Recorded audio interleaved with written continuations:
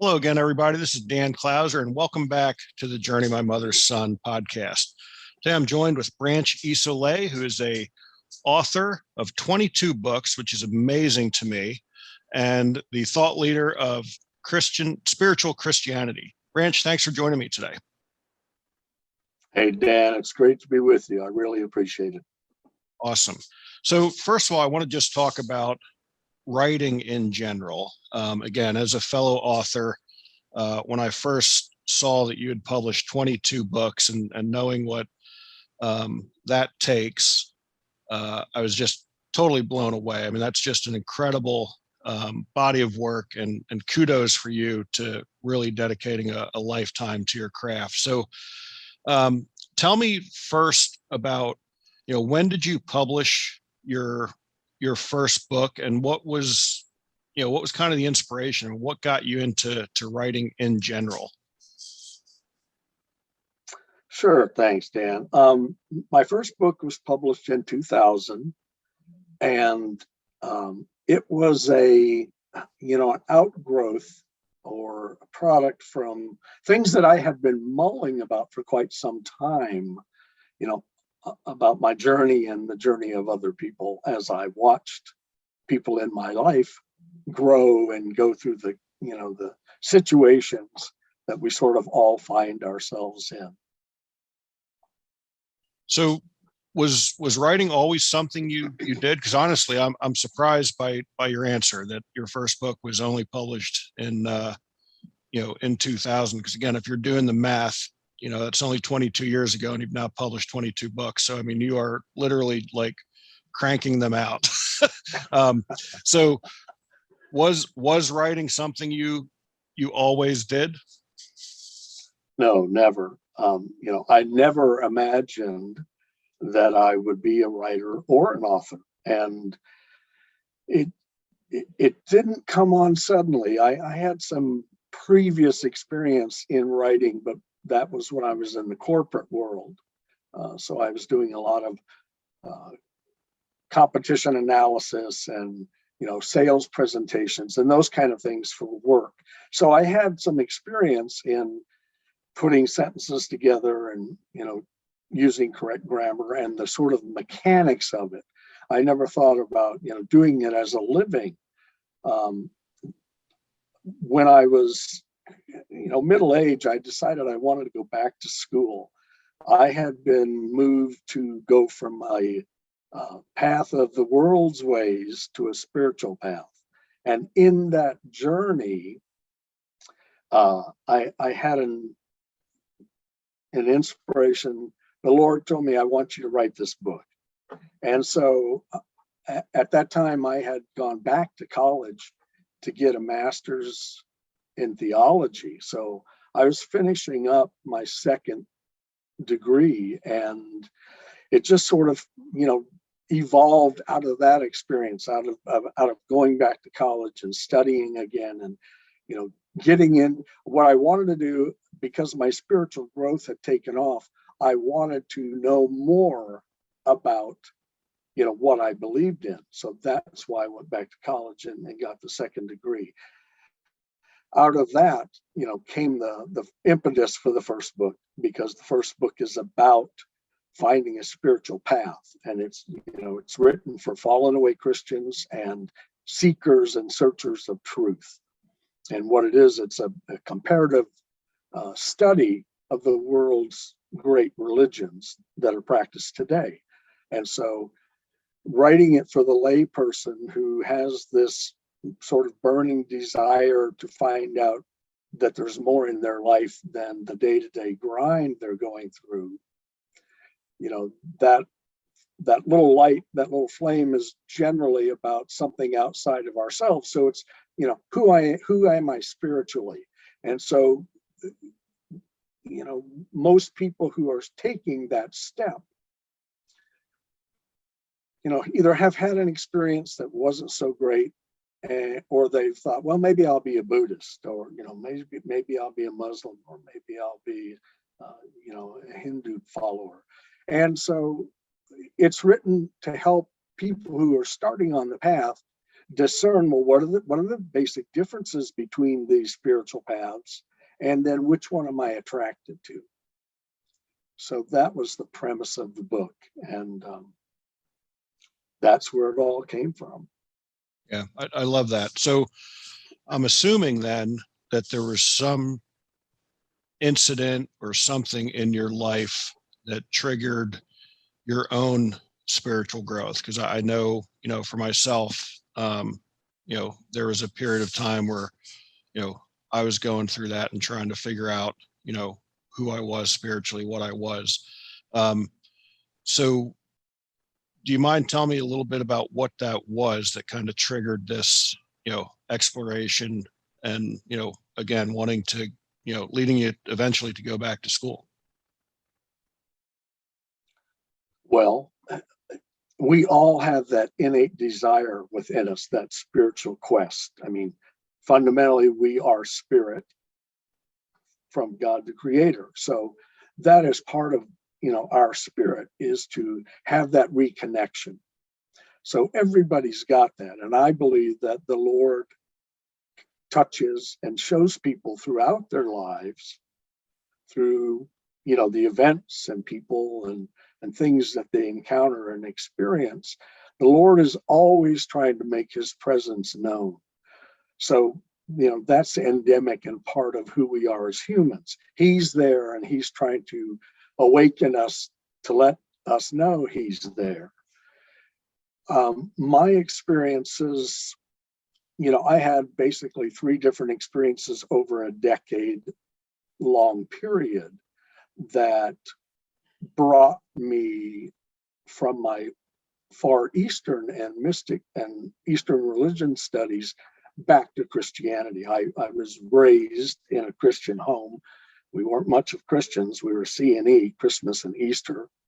But the foundation was laid. And like most people, I fell away from it. I wasn't a practitioner. I believed there was God, but, after that, there was sort of a disconnect of how and what it meant in my life. But I had 3 experiences, over a decade where I was reawakened to the Lord, to the Lord's calling.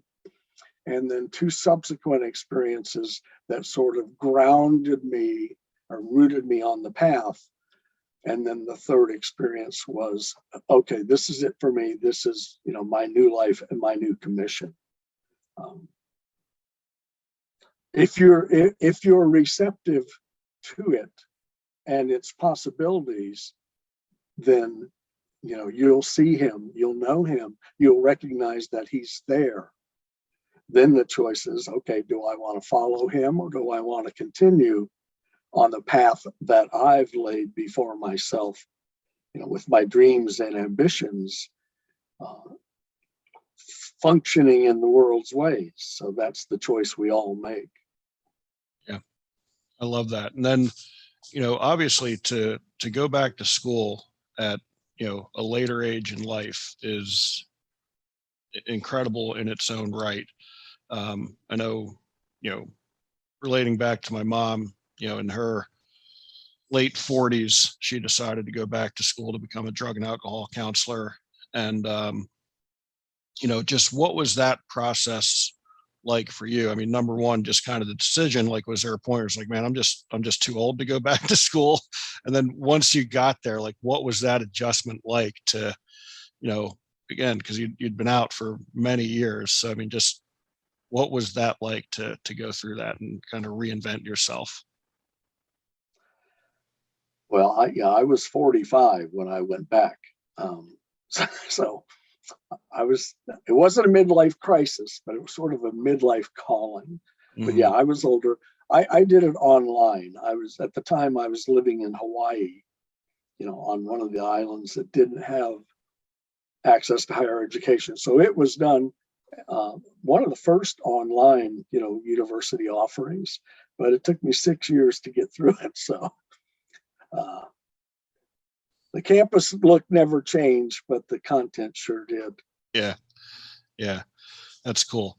So then, like you said, it was a midlife calling for you, and now, again, for someone who never was really a writer, other than kind of in the business world. And then, you know, I mean, talk about jumping into it with both feet. Because again, that's something I'll probably repeat this, you know, throughout this interview many times, because I just know what goes into writing and publishing a book. And you know, to do what you've done in the amount of time. Again, when I first answered that question, I was expecting to hear, you know, hey, I published my first book in, you know, 1980 or something like that, you know. So I'm still trying to just wrap my head around cranking out the amount of content that you've cranked out so far. So, you know, what was it like, you know, because I know when my wife and I, you know, first kind of contemplated, you know, leaving a career that I'd loved, an organization that I'd built, for truly, you know, what I believe was a calling from God. I did not embrace it. I fought, quite frankly, with the concept of walking away from what I had done, because I was doing, you know, one thing I tell people a lot, you know, whether I'm interviewing somebody or just reiterating about my journey, is that I wasn't in a position where like I hated my career and I hated my 9 to 5. And, you know, I loved every second of what I was doing. I loved the kids I was working with. They, you know, many of them, I consider them my adopted kids. You know, and we were doing incredible work. So when, you know, the Lord started telling me that there was something different for me and a new chapter for me after I'd spent, you know, literally 60% of my life, pouring my blood, sweat, and tears into this organization, I did not embrace it by any stretch of the imagination. You know, I thought, hey, sorry, but you got the wrong number. You're looking for somebody else, you know, all that sort of stuff. So what was that like for you? What was that internal, you know, was it a battle, or did you just say, hey, I'm ready to turn a new page and open a chapter? How did that go for you and that, you know, spiritual growth for yourself? Wow. I was ready to turn a new page long before that, and my journey took a long time. This is one thing that, you know, especially new Christians or new people to faith miss. They think, okay, I'm ready, let's go. It's instantaneous, and my whole life is going to change starting tomorrow. Well, it does change, but it's not always perceptible, or as you say, it's not always what we expect. And so, you know, just as you made that transition from successful business entrepreneur and, you know, community member to a new path that you were compelled to accept that challenge, my writing process, it's interesting, you know, as you were talking, I was thinking about, I am blessed. First of all I do is write. You know, I don't have another job. And, you know, the idiom goes, everyone has a story to tell. And that's very true. And a lot of people say, oh man, you ought to tell that story. You know, you ought to write a book. And we all have sort of that little flame in us that goes, you know, there's a burst of gas. Hey, that sounds like a great idea. Maybe I'll do that. Well, like any other job or profession, you know, it's time intensive. And trying to do it while you're juggling, you know, a career and family and church and community, when you're trying to juggle a lot of different balls, taking on a writing project is a pretty large commitment. So for me, I'm lucky. Like I say, I'm blessed. All I have to do is write. I don't have other commands on my time. I have a supportive spouse who basically handles all of the important stuff for me: the website, the business, you know, the publishing contacts, and all of the hard things are done for me. So, you know, that takes that off my plate. I can concentrate on writing, and because I'm writing for readers, you know, I get story ideas from around my life and the people I come into contact with and the experiences that I see unveiled. Those are all triggers for me for stories. I can write a book in about 6 months, but it takes anywhere from a year to 18 months thereafter to do the editing. And that's where true writing comes from, is good editing, and there's nothing worse than getting a book that has a lot of misspellings or, grammatical errors, or a sentence stops and then goes to an entirely different place. Those things are important if you're going to write good content, regardless of whether it's fiction or nonfiction. It's got to be compelling, and the reader has to be drawn in and then made an active participant. So, the mechanical things that's where it takes all the time, that and the marketing. And if you don't have time to do that, or if you can't face rejection, then just have that as a dream, because once you get on that path, it's a full-time commitment. And, if you're going to grow as a writer and do well, I always say, well, I hope my 22nd book is better than my first book. I don't want it to be the same thing as the first book, but I want it to show some growth in me as a person, as a writer, and an observer of life. And so I get to take the reader along on that journey of growth. And they go, God, I recognize this, but it's so different from, what I experienced the first time. So that's the idea behind the stories, is growth. What does it look like? How do you get it? And then most important, when you get it, what do you do with it? Because as you said, every new experience, every new challenge, every growth experience that we have is tough at first. We're going into uncharted waters, right? So yeah, there's a comfort in where we have been. And a lot of times, that fear of the future or going ahead, and that comfort of what's been holding us back doesn't, it seems more positive perhaps than it really is. It wants to keep us in that place of the old us. Well, that's the world's way, is to keep us grounded in the world so we don't grow and we don't become better people. So once we make that commitment to experience something new and grow from that experience, the good, the bad, and the ugly of that experience, all of those can be growthful, producing parts of our growth.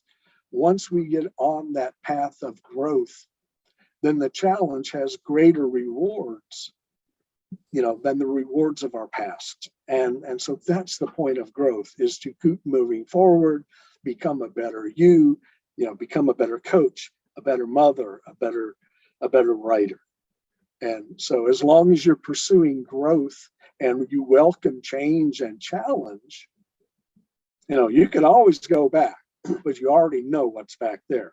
So why not welcome the change and the challenge, and know there may be some stumbling blocks there, but you can certainly overcome those. Look at all the things you have overcome from your past.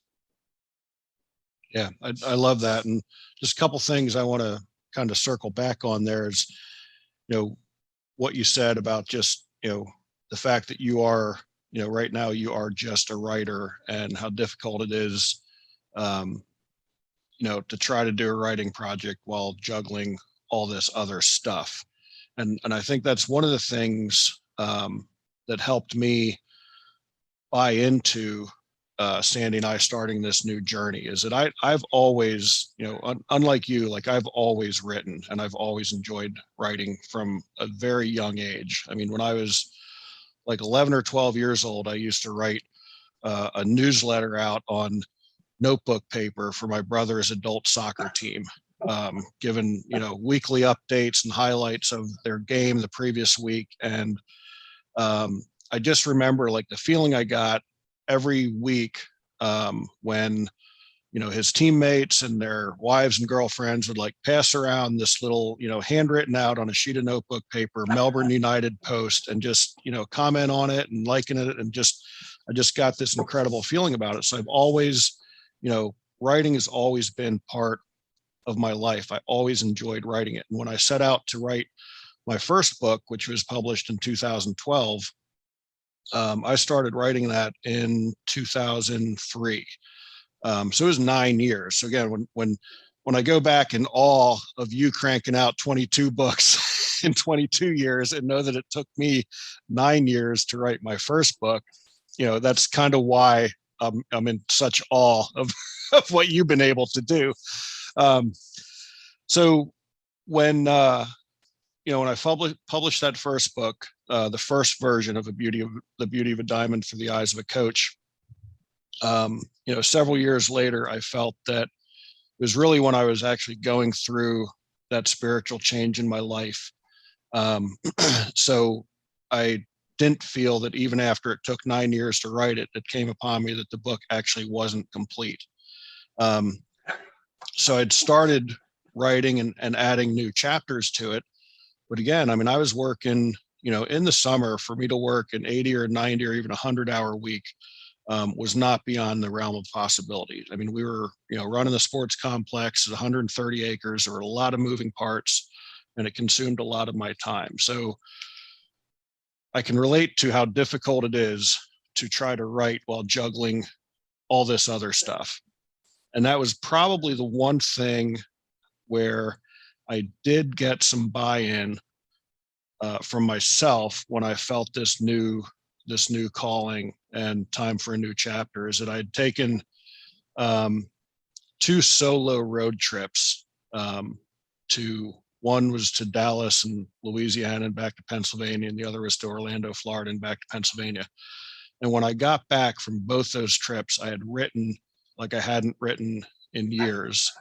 And that was kind of the buy-in, as I'm kind of having this conversation with the Lord as to really? And then it was like, well, I have written like I haven't written in a long time.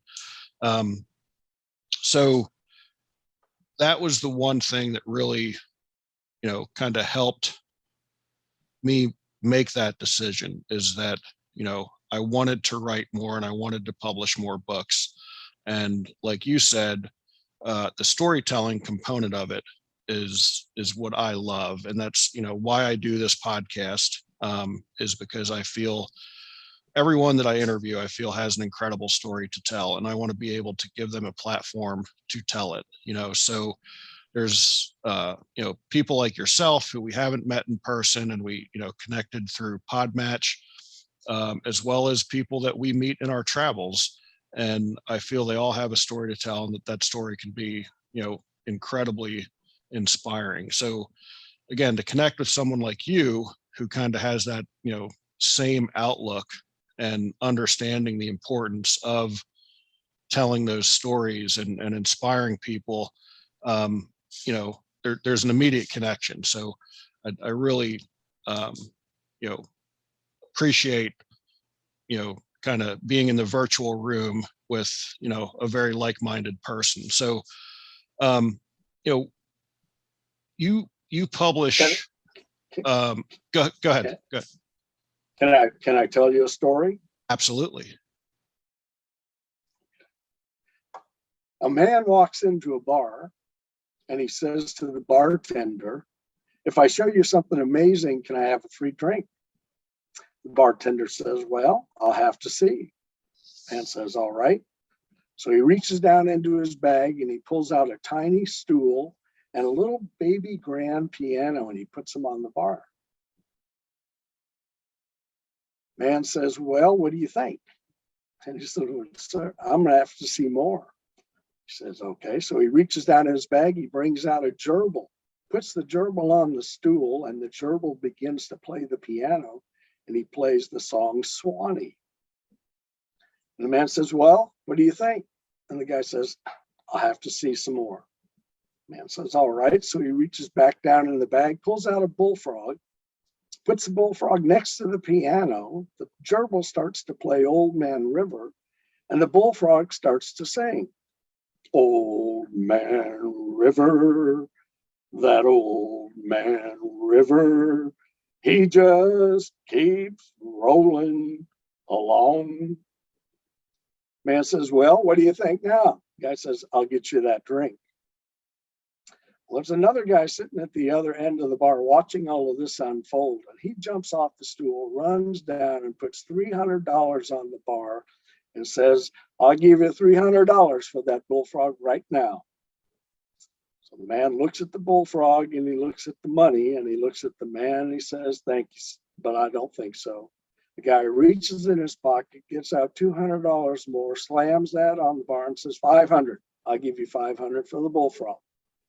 The guy looks at the bullfrog and looks at the money. He says, all right, sir. And the guy grabs the bullfrog and runs out of the bar. Just about that time, the bartender's back with his drink. And he says to the man, you know, it's none of my business, but I don't think that was a very good deal. The man picks up his drink and he says, don't worry, the gerbils are ventriloquists. And this story tells us two important things about your life and my life and the life of our listeners. First of all, things are not always as they appear.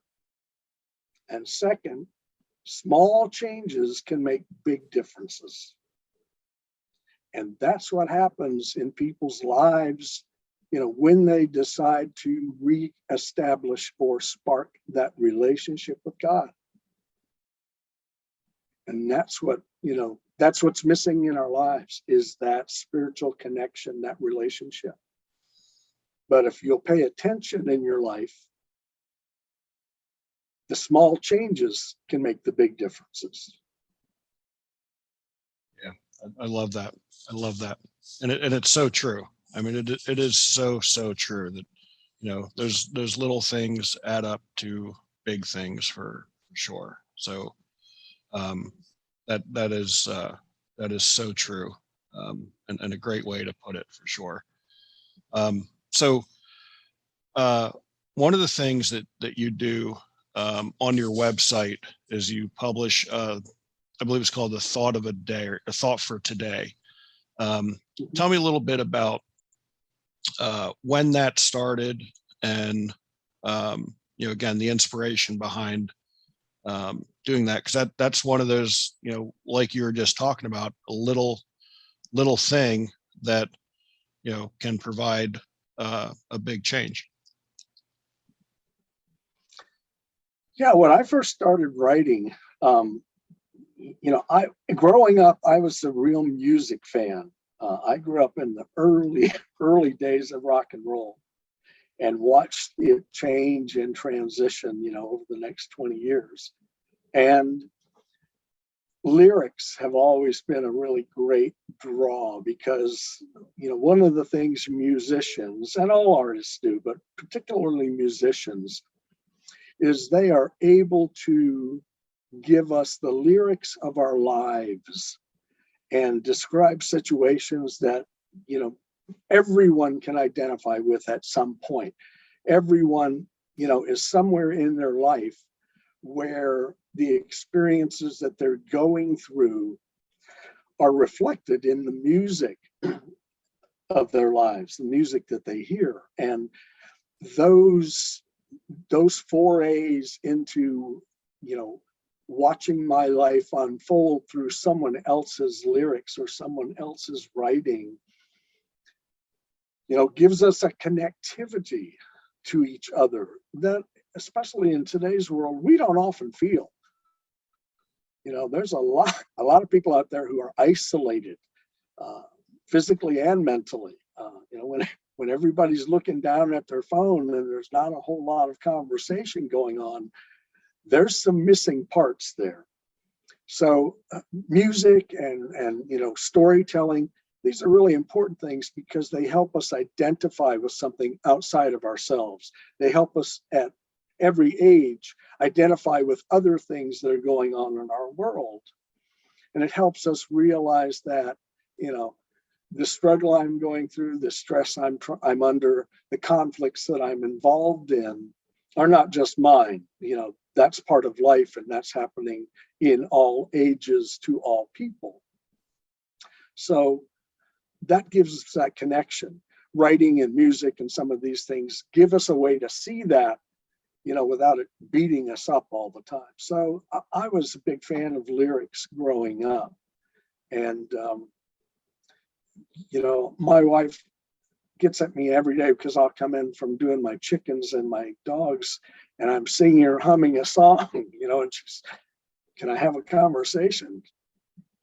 So there's things in our lives that, have meaning to us, and they help us grow. As you were describing your early writing, I thought, God, there's a newsmaker a journalist in the making. What the joy it is. We all love being appreciated. And when we do something that is appreciated, it gives us a feeling, that material things won't give us. You get something brand new, well, it's brand new for a while, and then the shine kind of wears off. But when you have, somebody appreciate what you've done or how you do it or what you've created and shared, that kind of appreciation, that's what we truly crave inside, is that kind of acknowledgement and approval. Approval from our family, approval from our peers, approval from the world at large. That's what we're all striving for. And, the world's ways are to get us on that treadmill and make us believe that success and money and fame and fortune and these kinds of accumulations of stuff and the things that bring stuff, that's what our goals should be. And that's why we have, so many problems and so much mental distress among so many people today. People are not grounded because we're chasing the wrong things.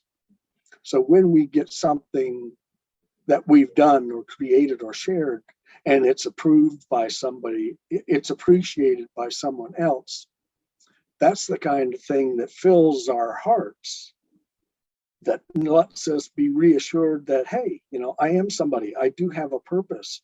And that purpose is to share with others who I am and what I'm about, warts and all, faults and all, insecurities and all, because everybody's on the same path. Everyone is experiencing those kinds of challenges in their life as well. So it's not about the stuff or that kind of success. Do you need to make a living? Sure. Well, find out what you do really. Look, there's two ways to make money. Do what other people won't, or do what other people can't. And if you find one of those two paths, you will make a living. But don't forget that other stuff. The thing that really will fill your heart is how you touch other people and their appreciation for you touching them.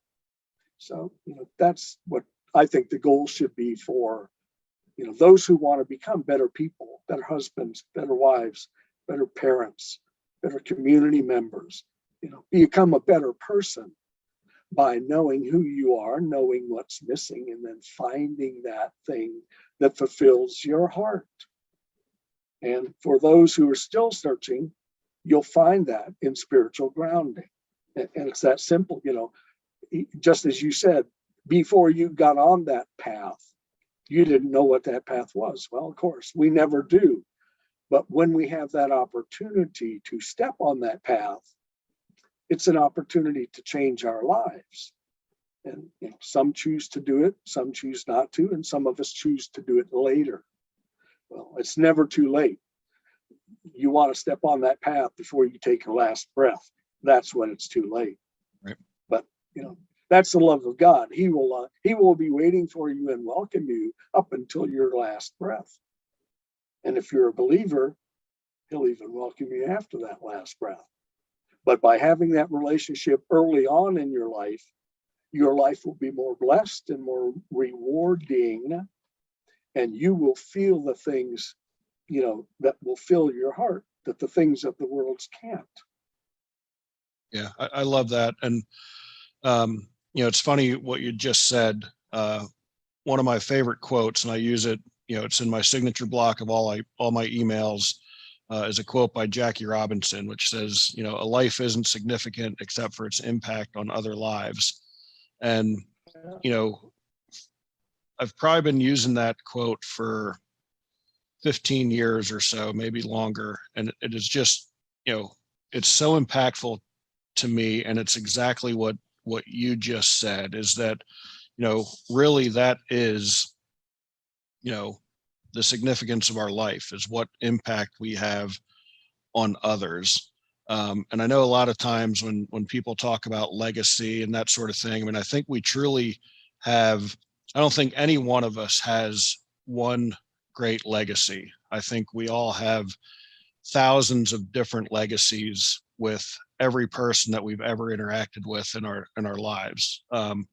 So, what you were talking about there, as far as when you started talking about music, I mean, I am a huge music lover, every genre, and again, the lyrics of songs just speak to me in so many different ways. I mean, the subtitle of this podcast is inspired by lyrics of a song. Many little people, many little places, and and you're talking about how that can impact others, and then when you hear that, how it just kind of reiterates it when it's appreciated. I mean, I was a guest on a podcast not long ago where the host reread a portion of one of my blogs and talked about how much it impacted me. And again, the feeling you get out of that. And even before we started recording, you had, quoted back to me some stuff I'd written in my first book, and how it had impacted you.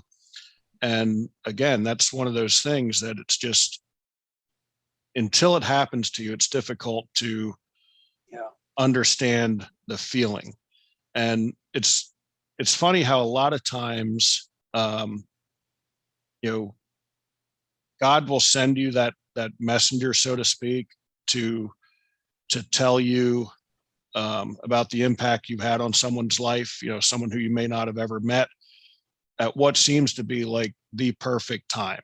Like those times when we're doubting ourselves, like, hey, I'm doing this, I'm sending it out there. Is anybody, listening to the podcast? Is anybody reading the blogs? Is anybody reading the books? And all of a sudden you get this out of the blue email or text message or whatever that says, hey, wow, man, I just listened to this podcast with so-and-so. I just read this blog, and man, did that ever make an impact on my life. Is there any, and I'm sure there's many, but is there any in particular moment where that has happened to you, where kind of like that self-doubt, all of a sudden you get this like, wow, Branch, that thought of the day that you just posted really made a difference in me? I get responses from people, and it's always, I have one person who follows me and has followed me, since the beginning, and she always sends me a comment once in a while, and I'm always appreciative that she still finds something new that I've written, poignant and important to her.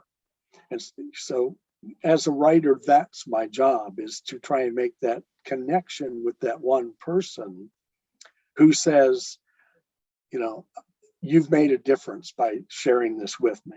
And the thought for the day is exactly that. It's sort of, I like to think of it as casting a pebble into a pond, and then that ripples outward. And for how long and how far, you never know.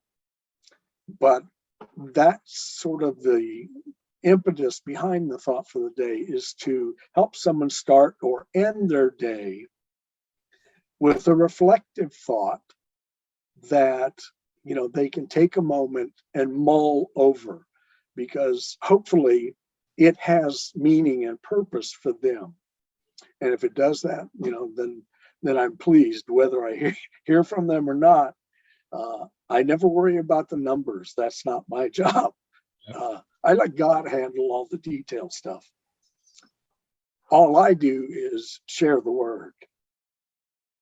Yeah, I agree with that. Again, relate to it 100%, because I say that all the time. At the end of the day, my goal is that if one person that listens to this podcast, if one person that reads something that I've written, is inspired and changes their life for the better, then it was a success. And like you, I don't get caught up in the numbers. It's out of my hands, really. All the growth that this podcast and readers of my books and everything has all been totally organic. And I continue to just kind of keep it that way for sure. So definitely very relatable to what you're talking about there. You have a quote on your website that I want to ask you about before we go here. It's not about what you want, it's about how you respond.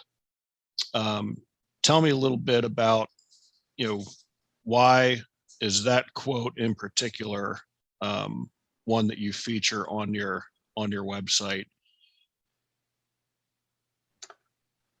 I write about choice and consequence, and that's the underlying theme of all my articles and all my books and all my stories. For every choice we make, there's going to be a consequence.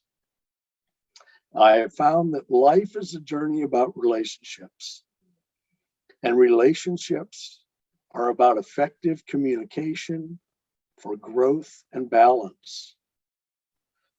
Growth comes when we learn to respond differently than we have in the past. We no longer respond with our old pattern responses. And that produces a balance in our life. And as I said earlier, balance is what's missing in many lives.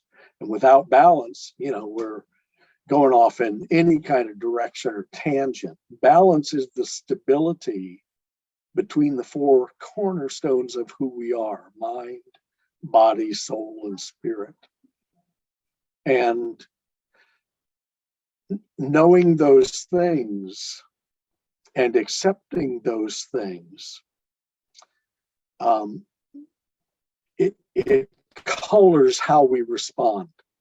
And the way we respond dictates, or the outcome we experience can be good, bad, or ugly. And the idea is to respond appropriately so that the result of the outcome or the consequence will be a good one. It will be beneficial to me and my needs and my wants and my desires. And when we make inappropriate or poor choices and decisions, and particularly when we continue to make them again and again and again, expecting a different outcome, but experience the same consequence, then no growth is taking place and we're not learning, the lessons of life. That's why we're here, is to grow and learn the lessons of being better people. So for me, it's all about choice and consequence. And the only control I have no control over anyone in my life. The only thing I do have control over is how I will respond to the people and the events and the circumstances of my life. And in my life, I choose to respond coming from a place of love and truth. And therefore I have better control over my choices, what's most appropriate, what's most moral, what's most ethical. And then I don't have to worry about the consequences because I know they are going to be good, blessed, rewarding consequences. And that's why the quote, how we respond dictates the entirety of my life from that moment forward. When we change our thoughts, we change our actions. And we change our actions, we change our character. And we change our character, we change our habits. And when we change our habits, we change our destiny. And every choice, every decision is an opportunity to change my destiny going forward from this moment. No matter what I've experienced or done in the past, I can change my future by making the appropriate choice, the appropriate result, the appropriate decision. We all have that in us. Every time we are in that situation where we have to make a choice, we already know what's best for us.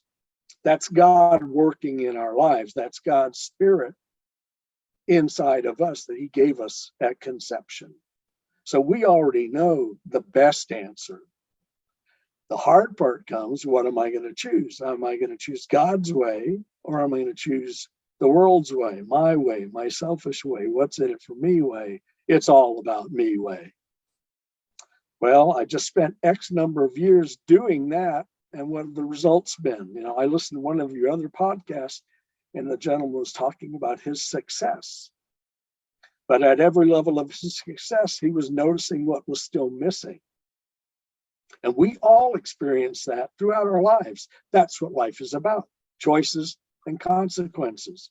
If we make appropriate, moral, ethical choices, we get benefits, blessings, rewards, and a life that our heart is filled with joy and balance and truth and love. And we can share that with the people we care about in this world.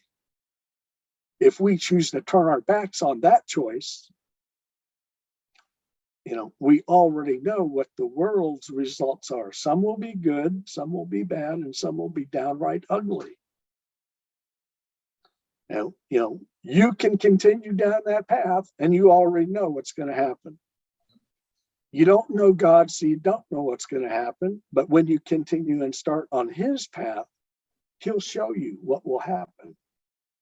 And then you'll know, do I want to be on, you know, this spiritual path with the Lord through Jesus Christ, or I want to be on the prince of this world's path, and I can just look around at that world and see where it leads. That's a choice we each have to make at some point in our lives. Yeah. Where are we going to be? I love that. It reminds me of a picture my sister-in-law has on her wall.